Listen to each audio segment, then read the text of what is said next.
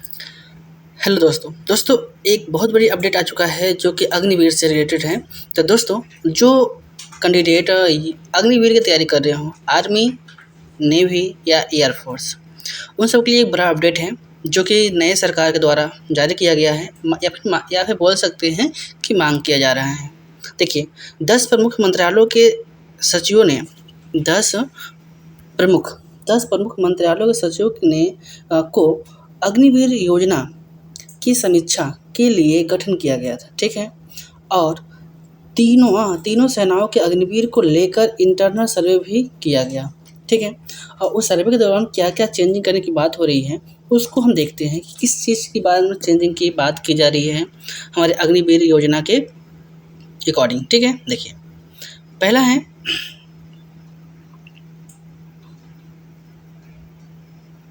पहला है बदलाव है कि जो 25% को परमानेंट किया जा रहा है, उसको बढ़ाकर 60 से 70 किया जाए, यानी कि उसको जो 25% से बढ़ाकर 60 से 70% परमानेंट किया जाए।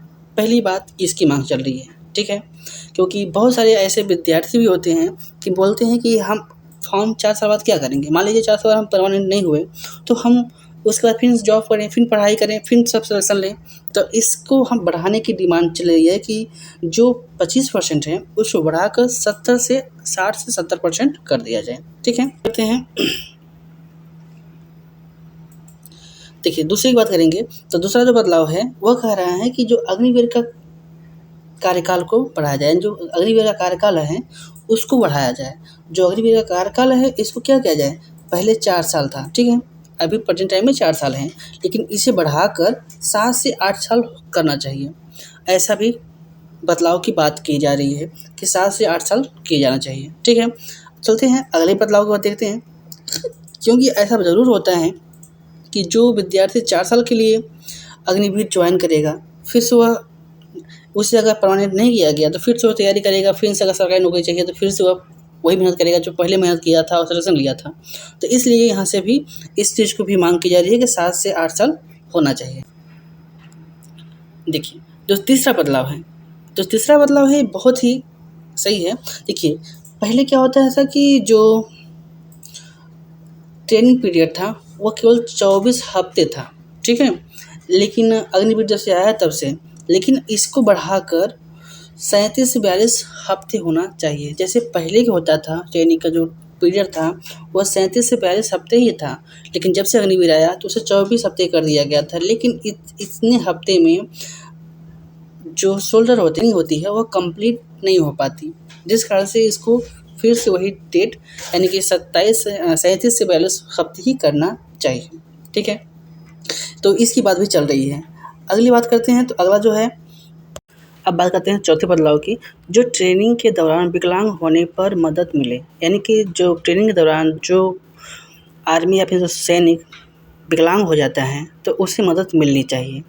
तो क्या होता है कि केवल 21 दिन तक ही मदद मिलता है, उसके बाद मदद नहीं दी जाती। लेकिन ऐसा कहा जा रहा है कि यह सर्विस ख़त्म होने पर भी विकलांग को भुगतान जारी रहे। इस चीज़ की मांग चल रही है कि भुगतान मिलता रहे।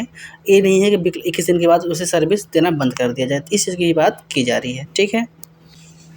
बात करते हैं अगले की। तो अगला जो है यह पाँचवा जो बदलाव है, जो पाँचवें बदलाव की बात करते हैं तो पाँचवा बदलाव है कि शहीद होने पर परिवार के सदस्य को नौकरी मिले। ये बहुत इम्पोर्टेंट बात है। देखिए, कहा जा रहा है कि मांग की जा रही है कि अगर कोई सैनिक शहीद हो जाता है तो उसके परिवार का किसी भी सदस्य को, यानी किसी एक सदस्य को नौकरी मिले, ठीक है।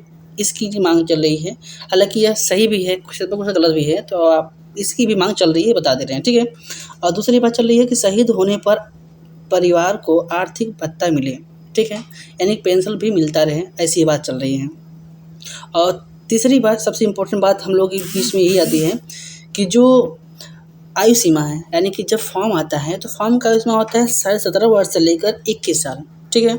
यही आयु सीमा हमारी निर्धारित की जाती है कि 17 वर्ष से लेकर 21 वर्ष की आयु के बीच में ही हम इस फॉर्म को भर सकते हैं और सिलेक्शन ले सकते हैं। लेकिन ऐसा थोड़ा सा दिक्कत हो रहा है, इसलिए इसको भी 2 साल 2 वर्ष 2 वर्ष बढ़ाने की बात की जा रही है, 2 वर्ष की बात की जा रही है। अगर 2 वर्ष बढ़ जाता है तो काफ़ी कैंडिडेट इस पे फॉर्म अप्लाई कर सकते हैं, क्योंकि बहुत सारे विद्यार्थी ऐसे भी होते हैं जो कि एज में मार खा जाते हैं और फॉर्म नहीं भर पाते हैं, ठीक है। तो इस वजह से भी दिक्कत है, तो इसको भी एज के बारे में भी बात की जा रही है, जो कि हमारे लिए बहुत ही इम्पोर्टेंट है, बहुत ज़रूरी भी है, ऐसा होना भी चाहिए।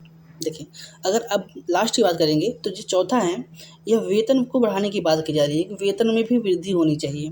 अभी क्या हो रहा है कि आपको पहले मंथ में 30,000 रुपये दिया जा रहा है, जिसमें से 9,000 रुपये काट लिया जा रहा है, आपको 21,000 रुपये पहली सैलरी आपको आ रही है, ठीक है।